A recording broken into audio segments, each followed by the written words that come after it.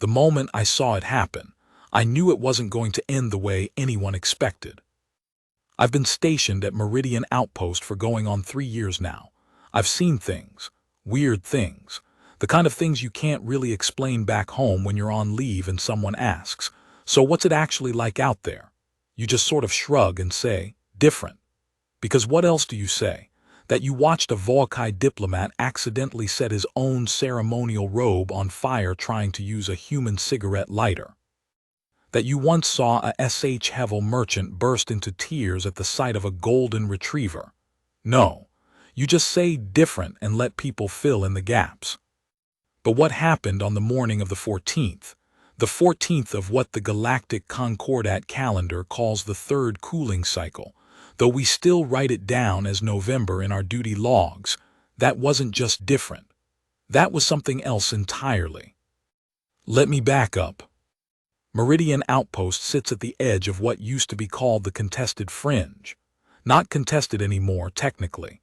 Not since the armistice of Kelvath 4, which humans didn't negotiate so much as survive into. That's kind of how we do things. Everyone else talks plans, builds coalitions, drafts language, argues about clauses. Humans just endure until the room gets tired of ignoring us. The outpost itself is a joint installation. 16 species represented, more or less. Some species only have 1 or 2 individuals present, and you get the feeling they were assigned there the way someone gets assigned to clean the gutters. Technically necessary. Nobody wanted the job. Humans have maybe 40 personnel on base. That sounds small. And it is, comparatively. The Dorathi delegation alone numbers over 200, and they're not even one of the major powers. But 40 humans at Meridian has always felt like a number that makes the other species quietly uncomfortable in a way nobody officially acknowledges. You know that feeling when you walk into a room and there's a dog sitting in the corner, not barking, not threatening anyone, just watching. And you can't quite relax, even though the dog hasn't done anything. That's humans, apparently.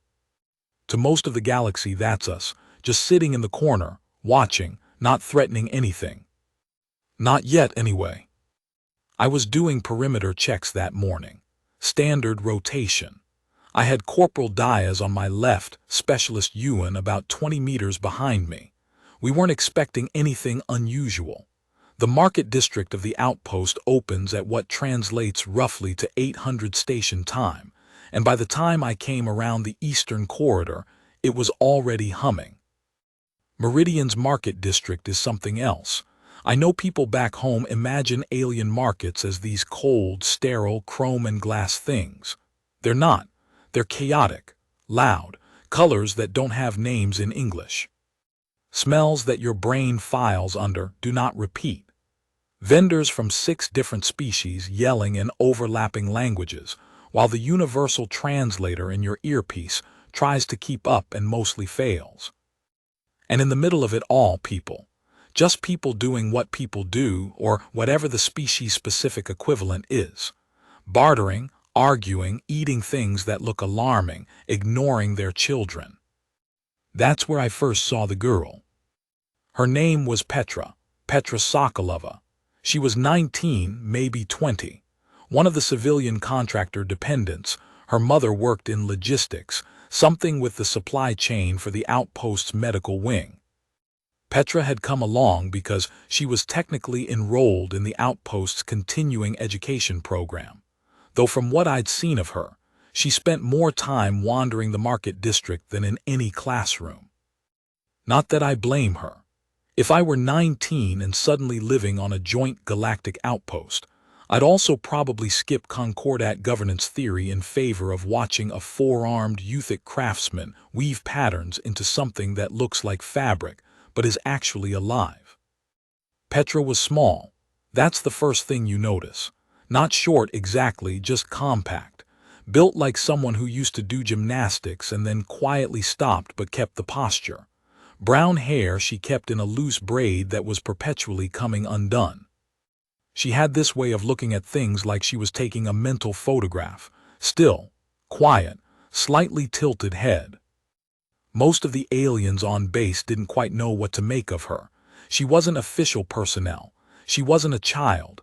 She wasn't part of any delegation. She was just there, wandering, watching, occasionally buying things she probably shouldn't have been able to afford on her mother's contractor stipend. I had spoken to her twice before that morning. Once when she'd gotten turned around near the secondary hangar. The signage there is in Dorathi script, which looks like someone sneezed on a glass panel. And once when she'd asked me, very seriously, whether the outpost's water recycling system used the same filtration as Earth municipal systems or something different. I had no idea. I told her I had no idea. She seemed disappointed. The point is, I knew who she was. I knew she was harmless. And I knew she was smart in the way that quiet people are often smart, not showing it, just accumulating. The soldiers who did it were Galvath. I should explain what that means if you're not familiar. The Galvath hegemony is one of the 4 major powers in the Concordat. They've been spacefaring for roughly 6,000 years. 6,000. At the point where humans were still figuring out the printing press, the Galvath were running interstellar trade routes. They have the architectural ruins of 3 extinct civilizations on their homeworld. They look at human history the way someone looks at a child's crayon drawing, charming, in a pitying sort of way. Physically, Galvath are imposing. They run about 2.5 meters tall on average, wide through the shoulders, 4-jointed arms that move in ways that make human joints hurt just to watch. Their skin is a deep gray blue, modeled in patterns that apparently mean something in their social hierarchy, though I've never been fully briefed on what. Their faces are, well, face is generous. Flat in front, wide-set eyes that shift color based on emotional state, and a mouth that opens vertically rather than horizontally, which humans find deeply unsettling, and which Galvath find deeply amusing that we find unsettling. Their soldiers are something else. If Galvath civilians are imposing, Galvath military are the word you reach for when imposing feels insufficient. They're trained from what amounts to adolescence. Their armor is this dark composite material that seems to absorb light rather than reflect it. They carry a sidearm that, by treaty, is supposed to be holstered in mixed-species civilian areas. Supposed to be. The 2 who did it were named. I found this out later from the incident report, Veth Commander Graal and his second, a junior officer named Soval. They were at Meridian on what was officially listed as a diplomatic liaison rotation, which in practice means they were there to be seen, and to remind everyone that the Galvath hegemony has soldiers here too. Graal was senior, obviously. He moved through the market district like he owned the physics of the space, which, to be fair, from his perspective, he probably felt he did. 6,000 years of being the biggest power in the room tends to calcify into a posture. I was near the northern vendor stalls when I heard it. Not a sound exactly, more like a shift in the ambient noise. The way a crowd changes when something happens, not loud, not sudden, just a subtle subtraction of normal. I turned.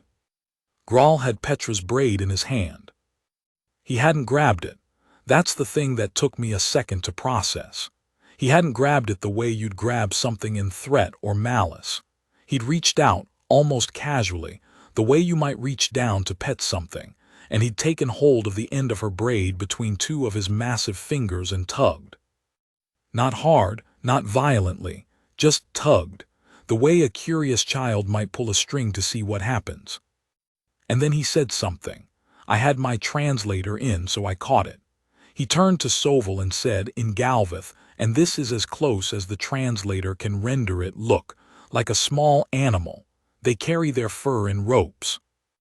Soval made the Galvath equivalent of a laugh, a kind of low, resonant click in the chest, and he said something back that the translator gave me as, I've heard they groom each other with it. Social bonding behavior. Graal made the laugh sound too, and he tugged the braid again. Not cruelly. That's the part that made it worse somehow. Not cruelly at all. with the detached amusement of someone examining something that isn't quite real to them, something that exists a level below the threshold of requiring courtesy. Petra had gone very still. I should tell you something about the way humans go still. Most species, when threatened or confronted with something alarming, show it. Dorothy pupils dilate. HFY extremities retract. Euthic will literally vibrate at a frequency you can feel in your back teeth. Even Galvath, for all their composure, have tells the color shift in their eyes, a particular set of the jaw. Humans, when something really wrong is happening, go quiet. Not calm, not passive. Quiet the way deep water is quiet. Still the way a cable is still when maximum tension is pulling it in two directions. Petra went that kind of still. She didn't pull away, she didn't speak. She just stood there with her braid in Graal's fingers and her eyes very carefully fixed on something at the middle distance, and I was close enough to see the very deliberate way she was breathing.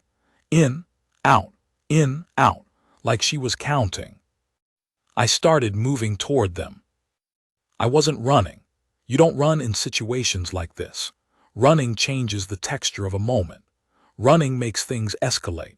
But I was moving, and I had my hand near my comm, and I was doing the mental calculation that every human on this base learns to do.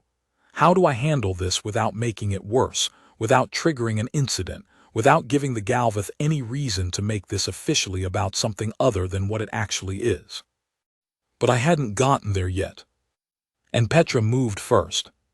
She turned, slowly. That was the first thing. She didn't spin or jerk away or do anything reactive. She just turned with her braid still in his fingers, which meant she had to turn toward him rather than away, which meant she was suddenly facing Veth Commander Graal from roughly chest height, looking up at him the way you'd look up at a wall.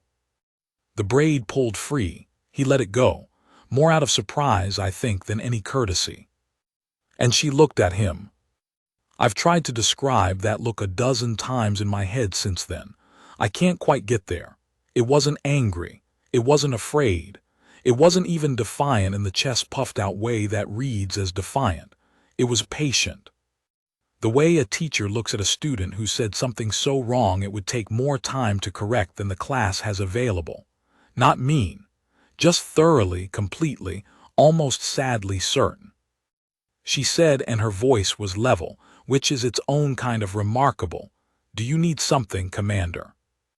Galvath titles are public knowledge on the outpost. She knew his rank. She'd used it deliberately. Graal looked at her. His eyes shifted. I could see it from where I was, from the pale amber of casual interest, towards something that doesn't have a clean translation, but that I've come to understand as the Galvath equivalent of recalibrating. Like a machine adjusting its expectations. You speak Concordat standard well, he said, which sounds like a compliment. It isn't. It's what Galvath say to species they consider beneath fluency when those species demonstrate minimal competency. It's a pat on the head. I speak 4 languages, Petra said. Concordat standard is actually my weakest. She said it simply, not as a brag, just as a fact being placed on a table. Soval made a small sound, not quite the laugh click from before, something softer. I watched him watch her. Graal's eyes did the shift again, further this time, into a color I can only call cautious gold.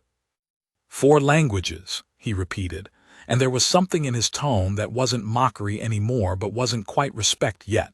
A door in between. Russian, English, Czech, and Concordat standard, Petra said. I'm working on Dorothy, but the tonal markers are giving me trouble. I keep asking the vendors to help me, and they keep being very polite about how wrong I am.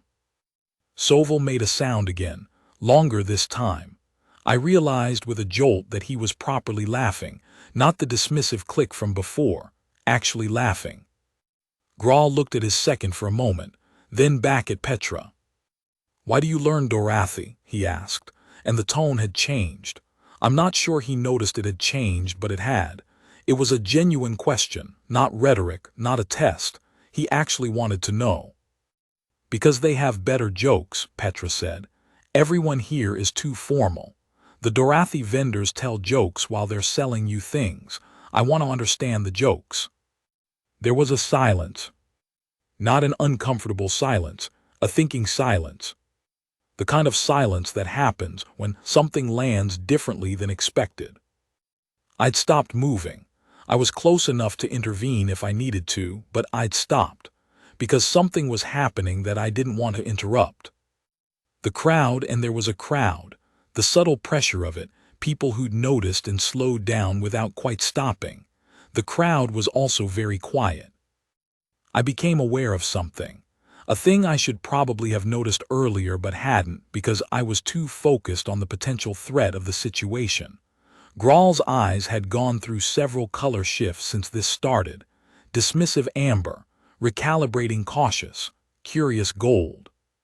And now, standing in front of this small human woman who was telling him, she learned alien languages for the jokes.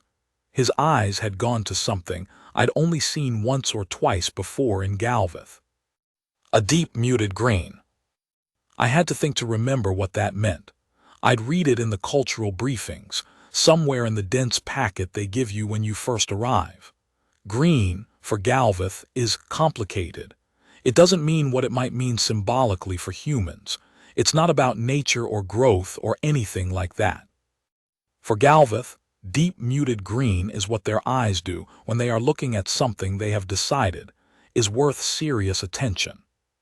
Not threatening attention, not hostile attention, the other kind, the kind that means this is real, this matters, I am actually here. Let me pause here and tell you about Graal's file, because I had reason to look at it later, and it explains some of what happened next. Veth Commander Graal was 43 years into a military career that, by Galveth standards, had been distinguished. He'd served in 4 active engagement zones. He had citations. He'd studied at what the Galveth consider their equivalent of a war college. He had, by the account of every official document, spent his entire adult life in the company of soldiers and commanders and diplomats, and never, not once in 43 years, been assigned to a posting where the junior species did anything that surprised him. The Galveth have a concept. I'm going to mangle the translation because it's genuinely difficult, but the closest I can get in English is something like settled knowledge of the lesser. It's not an insult exactly in their internal framework, it's more like a category, a place in the mental filing system. They know the HFY are talented engineers. They know the Dorathi are resilient traders. They know the Youthic have extraordinary sensory range. These are facts to them. Settled. Done. The drawer is closed. Humans had a drawer too. Humans, per the Galveth official assessment, per the Concordat briefings, per 6,000 years of being the oldest and therefore the most certain species in the room, humans were adaptive. That was the label. The Galveth drawer on humans said, adaptive, unstable, short-lived, unpredictable in the way weather is unpredictable rather than in the way an intelligent agent is unpredictable. Interesting as a data point. Not quite real in the way things you take seriously are real. Graal had that drawer. And Petra had just done something unexpected with it. You find the Dorathi amusing, he said finally. It wasn't quite a question. I find everyone amusing, Petra said, including Galveth. I held my breath. Soval made a sharp sound. I couldn't tell if it was shock or a suppressed laugh. Graal looked at her for a long moment. You say this to a Veth commander. You pulled my hair, she said, simply, without heat. I think that means we're past formal protocol. There it was. She'd said it. Not aggressively, not as an accusation that required a response, just as a fact. You did this, I noticed. We're now in a different kind of conversation. I watched Graal's face do something I genuinely had never seen a Galveth face do. It moved. Not in a threatening way. Not in an angry way. The Galveth have a kind of muscular control over their facial tissue that makes most of their expressions very deliberate. They don't do unconscious microexpressions the way humans do. Every shift of a Galveth face is, to some degree, intentional. So when his face moved just slightly, around what might functionally be called the mouth, it was intentional. He was amused, actually amused, not the dismissive click laugh from before, not the condescension. Something more genuine and, if I'm being honest, something that made him look for just a moment, considerably less like a 6,000-year monument and considerably more like a person. "You are not afraid of me," he said. "Should I be?" she asked. "Most are. Most probably haven't talked to you," she said, and then after a small pause, "or pulled your hair back."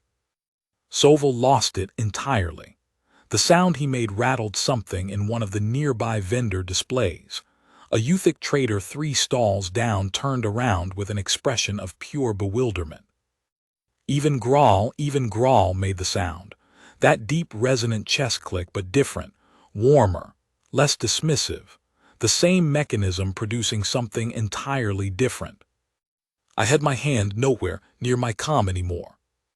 I was just standing there like everyone else, watching this 19-year-old girl from somewhere in Central Europe dismantle 43 years of settled knowledge about humans in about 6 minutes flat, using 4 languages and a comment about jokes. What happened next was quieter and in some ways more remarkable. Grawl reached up, and this was slow, deliberate, nothing startling about it, and with 2 fingers, the same 2 he'd used to hold her braid, he touched the side of his own face. A gesture. I knew that gesture. It's in the briefings. For Galveth, touching the side of your face while looking at someone it's a recognition gesture. It means, roughly, I see you. Not I acknowledge your existence. Specifically, I see you. As in, I have looked and found something actually there. It's used between Galveth of equal rank when they want to express respect without hierarchy. It's not something that's supposed to cross species lines. I don't think Grawl thought about it. I think it came out of him the way genuine things come out of people, not because they decided to produce it, but because the situation called it out. Petra looked at the gesture. She'd clearly read enough to recognize it because she didn't flinch or question it. She just gave a small nod. Simple, direct, the human equivalent of the same thing. "What is your name?" Grawl asked. "Petra," she said. "Petra?" He repeated it carefully, the way you repeat a word in a language you're not sure you're pronouncing right. "This means something in your language." "In Greek it means rock," she said. "In Russian it's just a name. In Czech, where my grandmother's from, everyone calls me Petrushka. It means little rock." "Little rock," Grawl said. "I know," she said. "It's terrible. My grandmother started it." Grawl did the gesture again. The face touch. This time smaller and with what I was starting to read in him as something close to warmth. They talked for another 20 minutes. I stayed, I didn't interrupt. Nobody did. The market noise came back gradually, the ambient hum of commerce resuming, but the people nearest to them stayed near. Not hovering, not gawking, just choosing to be close to whatever this was. I watched Grawl ask questions that I don't think he'd ever thought to ask a human before. About language acquisition.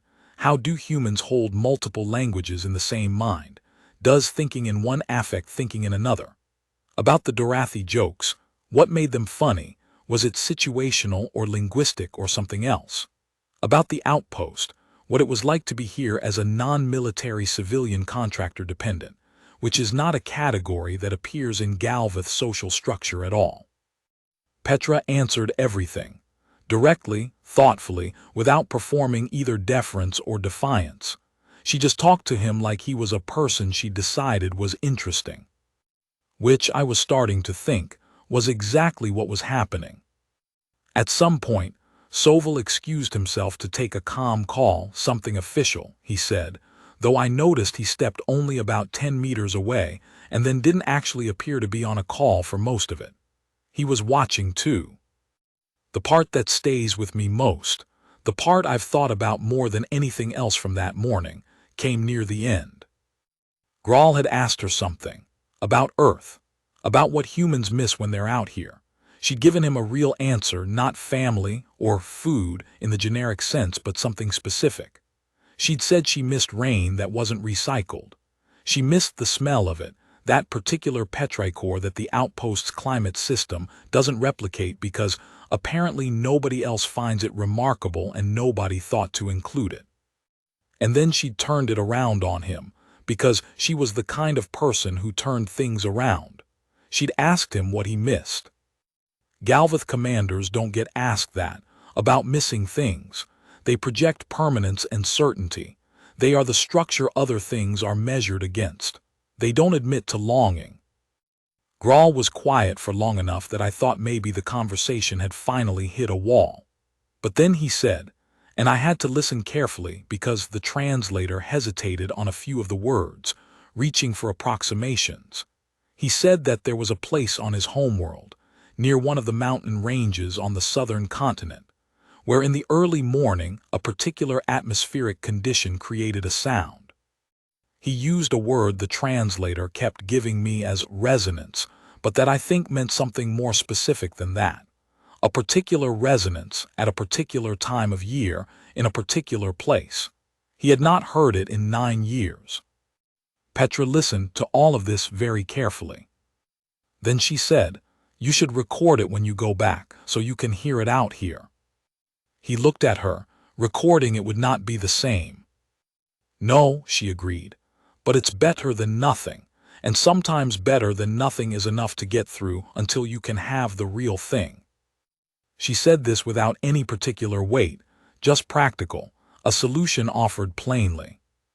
But I watched Grawl's eyes, and they stayed that deep muted green the whole time she spoke, and they stayed there after she finished, and they didn't change back. They eventually parted ways, no ceremony to it. Petra said she had class, the slight irony of her tone suggesting she had class in the technical sense rather than the intent. Grawl said something I didn't catch, and she laughed, properly laughed, surprised out of her composure for the first time all morning, which did something to the quality of the air around them. And then she walked away, braid still half undone from where he tugged it, hands in her jacket pockets. Grawl stood there for a moment after she left. Sovil had come back from his not quite a calm call. He stood beside his commander and didn't say anything. Finally Grawl said something in Galvath, not to Sovil exactly, sort of to the air. The translator gave me, the drawer was wrong. I had to think about that for a second, but I got it. I understood exactly what he meant. I wrote it up that evening. The incident report, I mean. It's technically required when there's any kind of contact situation between Galvath military and civilian contractors. I kept the language neutral, described what happened factually, noted no injury, no threat, no breach of protocol beyond the initial touch which I characterized as, and I labored over this phrasing, culturally insensitive physical contact not consistent with aggressive intent. It's not the report I actually wanted to write. The report I wanted to write would have said, something changed this morning in the market district. I'm not sure what to call it exactly. Not a negotiation. Not an incident. Something smaller than those words and maybe more important. A girl with a half-undone braid and 4 languages talked a 6,000-year-old civilization into remembering that the drawer can be wrong. But you can't file that. So I wrote the formal version and went to bed. I lay there in the dark for a while thinking about the sound Grawl had described, a resonance at a particular time of year in a particular mountain range. 9 years since he'd heard it.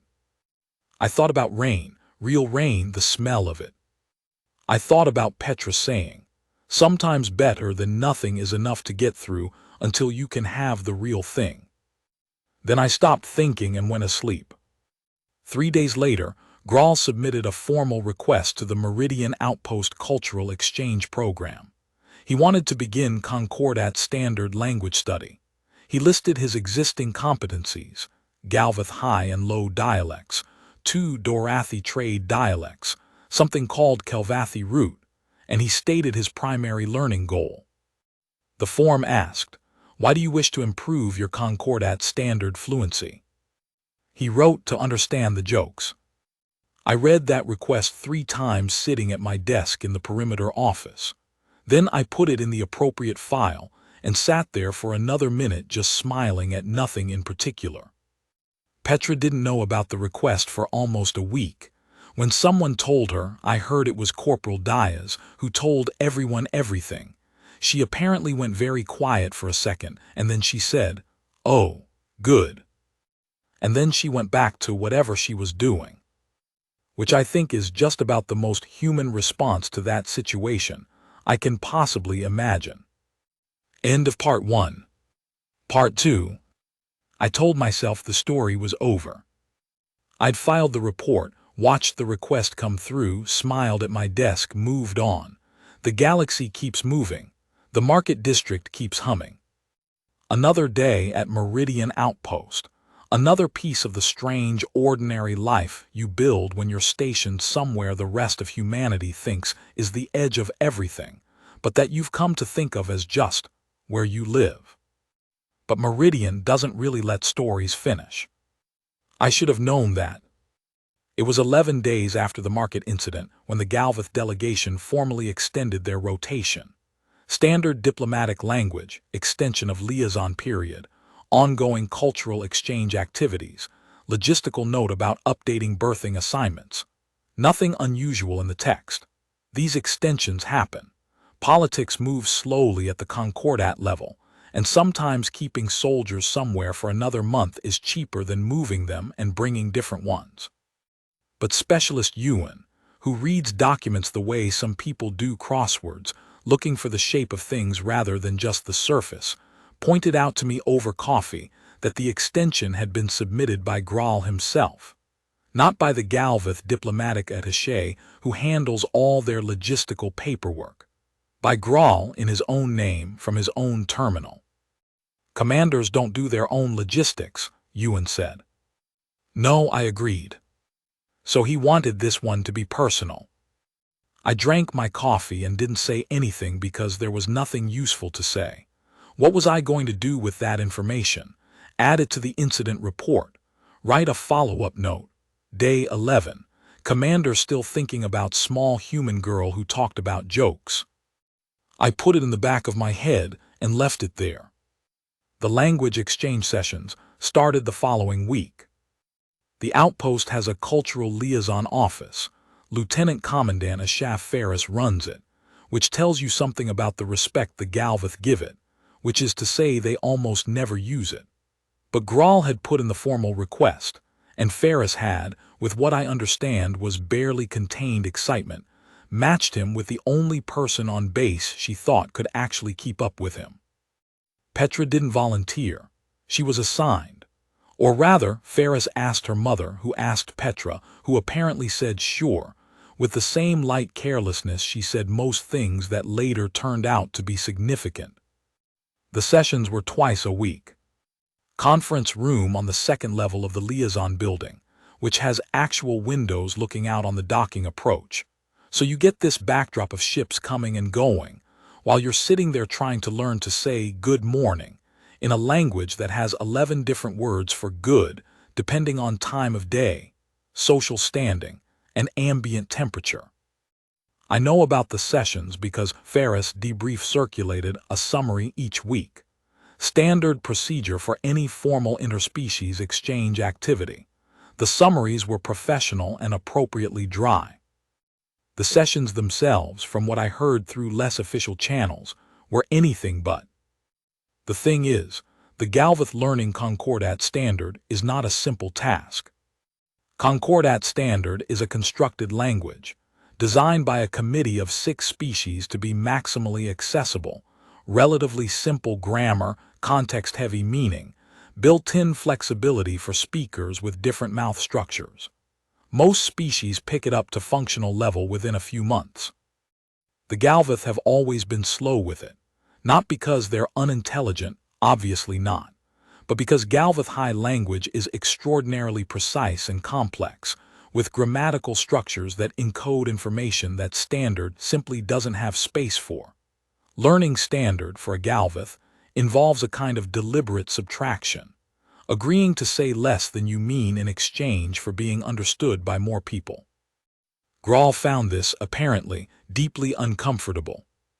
Petra found this, apparently, deeply interesting.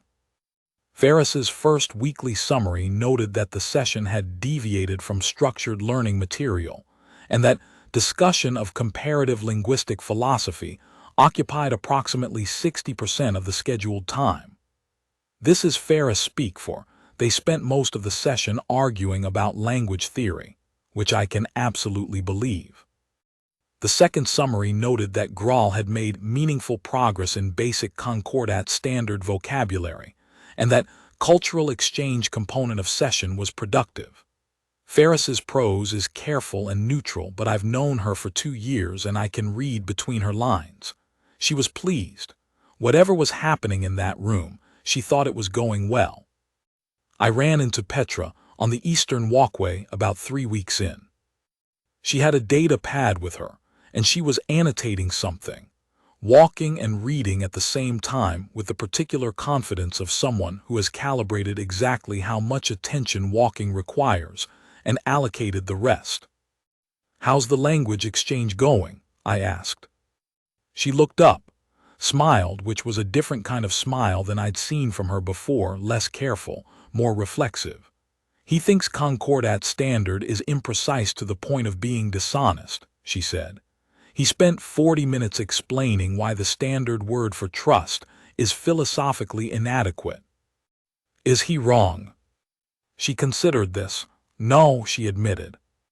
But I pointed out that a language spoken by 60% of the known galaxy being technically imprecise doesn't make it useless.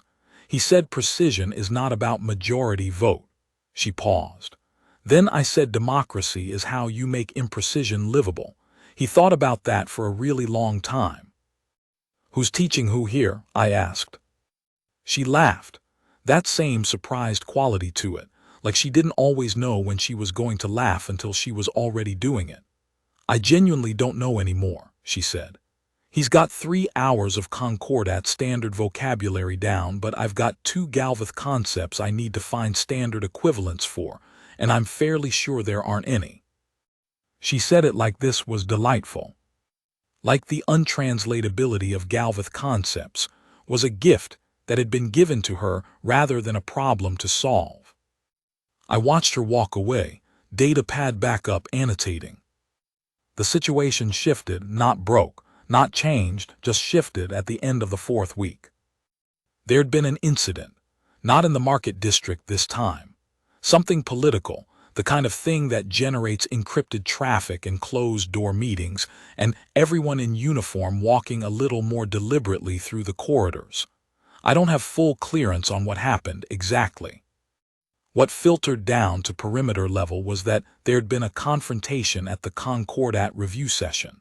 Something about Galvith territorial claim language in the armistice documentation, something that had been simmering for a year, and apparently chose that particular Tuesday to boil over. The effect at outpost level was a pronounced tension in the Galvith delegation. The diplomatic attaché was locked in meetings. The liaison officer was locked in meetings. Everyone above my pay grade was in a room somewhere trying to do damage control. And Graal was not locked in meetings.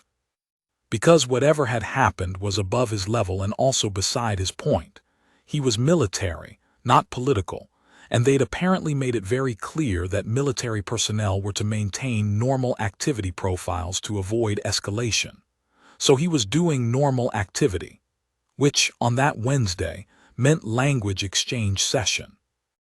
Except Petra showed up and he was already in the room, and she told me later that he was sitting with his back very straight in the way that, she'd come to recognize, meant something was wrong. She didn't ask directly. That's the part I think about. A lot of people would have asked directly, "Graal, are you all right? What happened? Did you hear about the Concordat session?" She didn't. She just sat down, pulled out the day's material and said, "Okay, I found a standard equivalent for Velkith.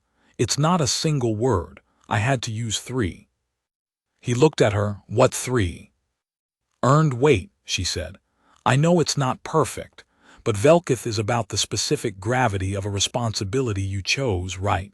As opposed to one you were born into. So earned weight is the closest landing I could find." He was quiet for a moment. The earned portion is adequate. The weight is insufficient. Velkith is not about burden. Then what's the other half of it? He thought, in Galvith, weight applied from above is vel. Weight that holds you to something you have chosen that comes from within is keth. The word puts them together. The burden and the anchor in the same thing. Petra looked at this for a moment. The thing that's heavy and the thing that keeps you there, she said, at the same time. Yes. Ballast, she said, in sailing, on earth. A ship carries weight at the bottom to stay stable in rough water. It's heavy and it's the reason the ship doesn't capsize. That's not perfect either, but... Ballast, he repeated slowly. It's more physical than what you're describing, but the principle... No, he said, it is close. It is closer than I expected to find. He was quiet for a moment. Then he said very carefully, there is Velkith in what I do here, the liaison, the exchange program. I did not arrive believing so. I arrived believing it was performative. He paused. I now believe it is Velkith. And Petra, who understood by now that sometimes the best response was just presence, simply said, Ballast. Ballast, he agreed. The Concordat political situation resolved, the way these things do, over the course of weeks. Slowly, fractiously, with everyone claiming satisfaction while privately dissatisfied. Business as usual at the diplomatic level. But something had shifted in the outpost's internal atmosphere. Not dramatically, not all at once. The way weather changes, not the moment it starts raining, but the hours before when the air gets heavier and everything smells different. The Galvith soldiers had been a contained presence. Professional, correct, doing what they were assigned to do and keeping to the parts of the outpost that were effectively their territory through the logic of routine. That started to change. Gradually. Not in any official way. But I started seeing Soval in the market district without Grawl, just Soval wandering, occasionally trying to bargain with a Dorathi vendor in halting standard, while the vendor corrected his pronunciation with patient, cheerful persistence. I saw 2 of the junior Galvith officers at the common mess during the human standard meal period, trying what I'm fairly sure was reconstituted protein loaf, and exchanging what I can only call philosophical opinions about the experience. Nothing dramatic, nothing you could point to. Just the subtle rearrangement of where people chose to be. I asked Ewan about it. Ewan thinks about these things more than I do. What's happening? I asked. I didn't explain what I meant. I didn't need to. She'd been watching too. A door opened, she said. That's all. When a door opens somewhere in a system, eventually the air moves everywhere. One conversation, I said. One morning in the market district. One moment, she corrected. The conversation was the visible part. The moment was when she turned around instead of away. I thought about that. About Petra turning toward Grawl instead of pulling away, which meant facing him instead of retreating, which meant, from the very beginning of the thing, refusing the dynamic that had been offered. She wasn't trying to change anything, I said. She was just being herself. That's usually how it works, Ewan said, and went back to her report. The formal cultural exchange program expanded. This was Ferris's doing, primarily. She'd been trying to get the Galvith delegation engaged for months with precisely 0 success, and now she had a window, and she threw everything through it with the methodical enthusiasm of someone who has been waiting for exactly this. She proposed 3 additional sessions per week, rotating participants, topics drawn from both sides. She framed it in the language that makes Concordat administrators happy: cross-cultural capacity building, diplomatic relationship infrastructure. And she got it approved in under 48 hours, which is essentially instant in outpost bureaucratic time. Grawl formally endorsed it. That endorsement did something. You have to understand how the Galvith hierarchy works. It's not like a human military chain where endorsement from a senior officer means something procedurally. Among Galvith, A formal endorsement from a commander means something closer to, "This has my Velkith, my earned weight, my anchor, not just my permission." Within 3 days of that endorsement, 12 of the 16 Galveth personnel on base had signed up for at least one session. Petra kept going to the language exchanges. She wasn't running the program. Ferris had actual cultural liaison personnel for that. But she kept going to the sessions with Grawl, twice a week, in the second-floor conference room with the window looking out at the docking approach. I know the content of those sessions because Ferris shared the summaries, and because Petra told me things in the way she told people things, not sitting down to explain, but in passing, casually, the way she'd shared the 4 languages fact to Grawl, just placing information on the table. They'd worked through Galveth concepts of time, which are not linear in the way standard and most human languages assume. Galveth time has 3 axes rather than 1, which makes their relationship to events complicated in ways that took 4 sessions to even begin to articulate. Petra had eventually drawn a diagram, which Grawl had looked at for a long time, and then said was wrong in 3 specific ways but more useful than words had been. They'd talked about music. Galveth music is mathematical in a way that humans find alien, and human music is emotional in a way that Galveth find imprecise.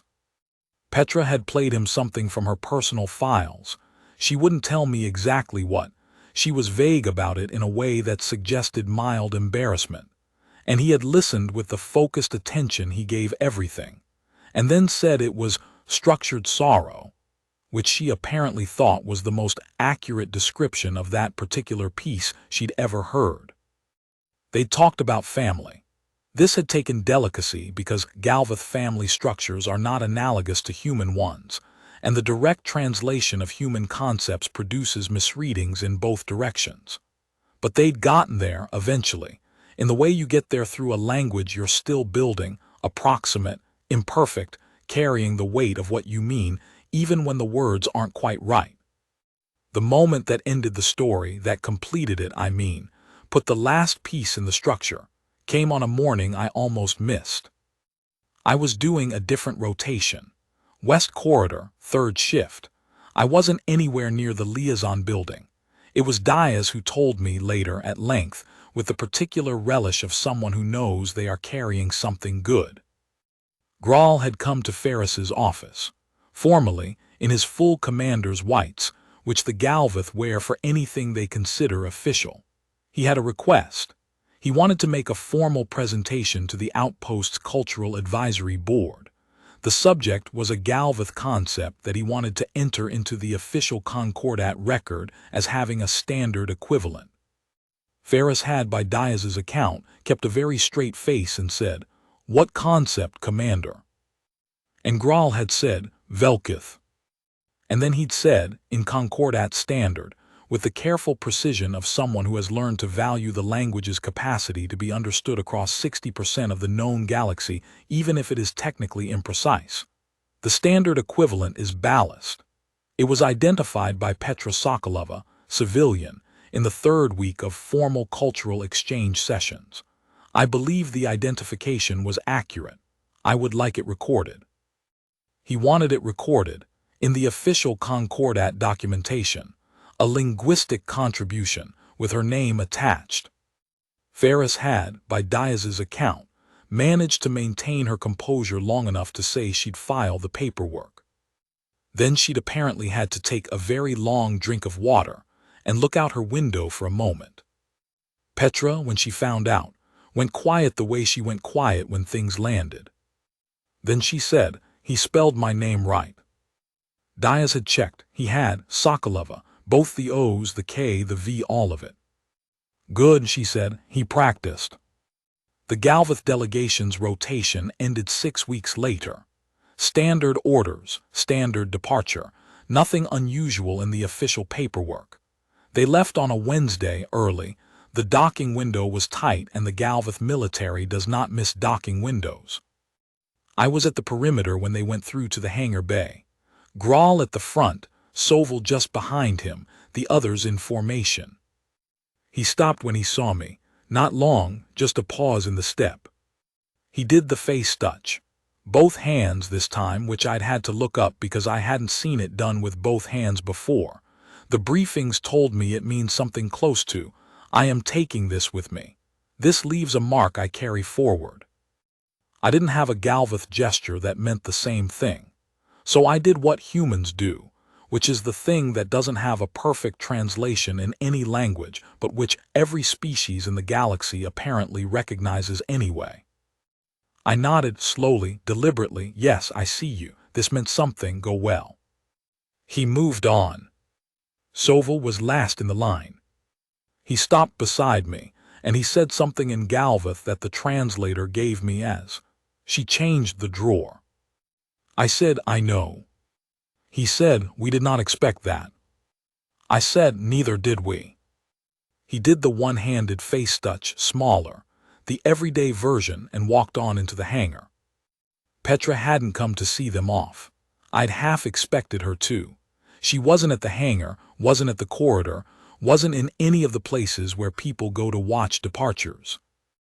I found out later she'd been in the second-floor conference room, the one with the window looking out at the docking approach.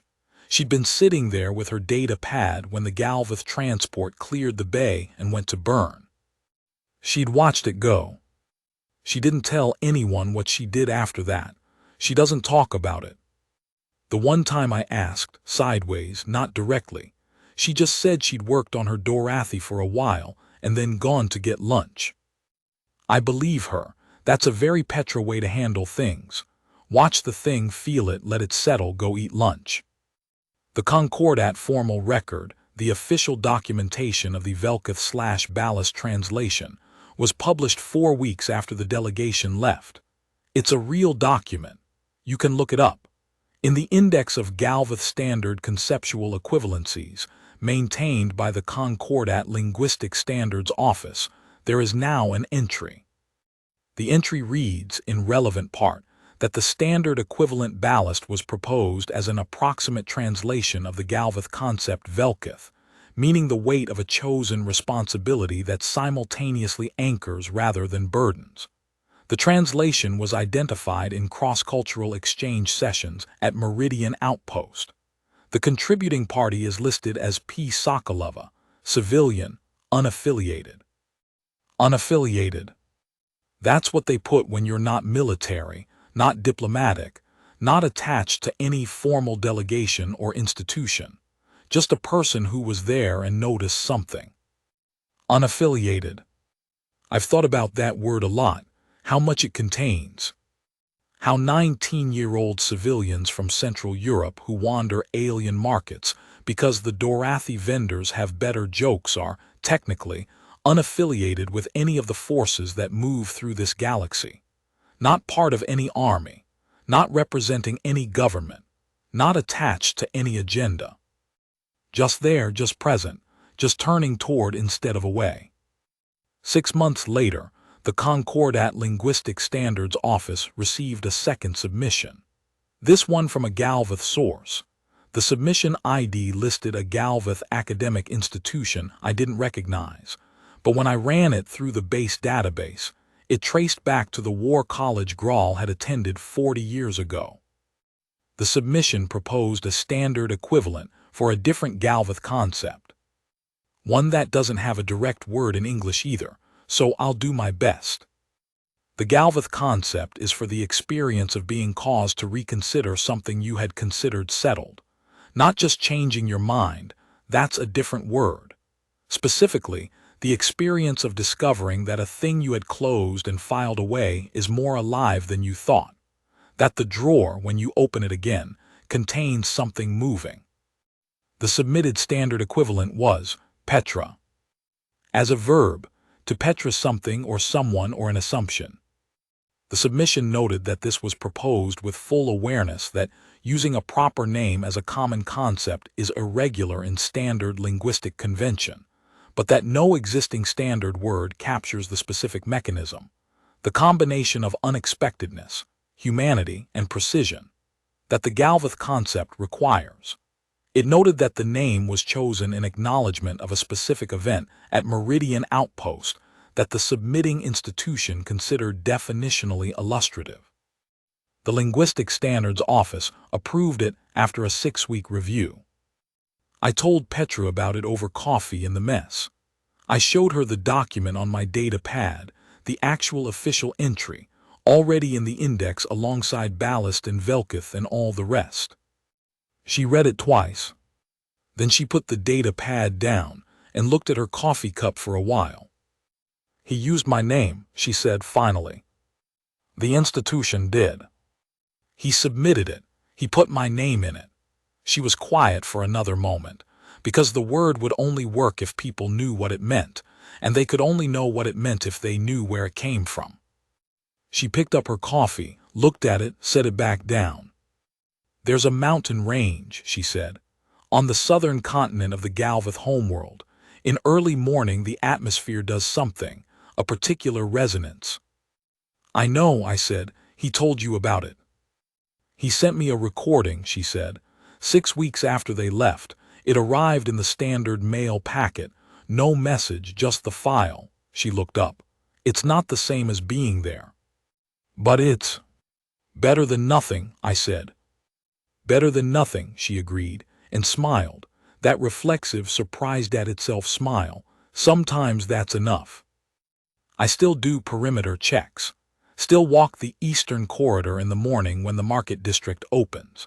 Still hear the overlapping noise of 16 species doing commerce, the translator in my ear struggling to keep up with the beautiful, impossible plurality of all this living. I walk past the spot in the northern vendor stalls where it happened. It doesn't look different. There's no marker. No reason it would look different. It's a market. Things move. The particular angle of light that morning doesn't repeat. Nobody passing by would know. But I know. I walk past, and I think about a girl with an undone braid turning toward instead of away. About a commander's eyes going deep muted green. About words that cross the space between 6,000 years and 19 years, between the oldest and newest members of a civilization. About how the drawer can be wrong, and the moment you know that it's wrong, everything that was in the drawer becomes more real than it was. I think about ballast, about the weight that holds you to what you chose. I think about a sound in a mountain range on a world I've never been to, recorded and sent across the dark with no message, because some things don't need a message. Some things just need to arrive. In the Concordat Linguistic Standards Official Index, current edition, you can find the entry between Pelavar, a HFY concept roughly equivalent to collective relief, and Rithsal, a Dorathi expression for the humor found in unavoidable difficulty. The entry reads, "Attributed, Meridian Outpost, 3rd cooling cycle. Contributing party, P. Sokolova, civilian, unaffiliated. The galaxy keeps moving. The market keeps humming. Somewhere on the southern continent of the Galvith homeworld, in the early morning when the atmospheric conditions are right, there is a sound, a resonance, the kind that doesn't have a word for itself in standard or didn't until recently.